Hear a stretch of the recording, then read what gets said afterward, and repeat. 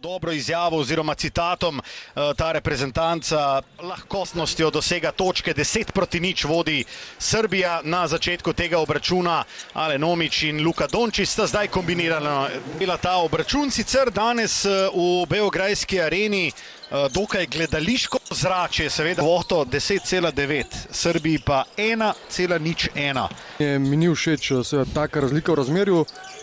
A nekako moram biti realen, če ne bi bilo upletenih čustev in bi bil... Kam čas beži že Bogdan Bogdanović. Neverjetno. Stari smo, Mirko.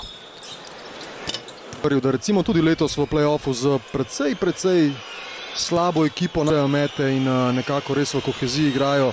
Meni osebno Luka Ihani. Motiv visok, tudi Spolstra med gledalci, pa Čović. Njegove prijatelje in brate izgleda še bolj... Najbolj bomo takšno Srbijo spremljali tudi na Eurobasketu.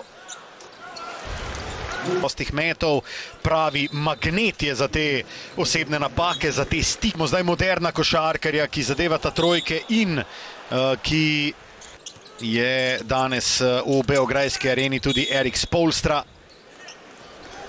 In da postaja to, kar se je nekako pričakovalo njegovega potencijala. Na žoga slovenske reprezentance, ampak Nikola Jokić je vrnil to uslugo. Elijub!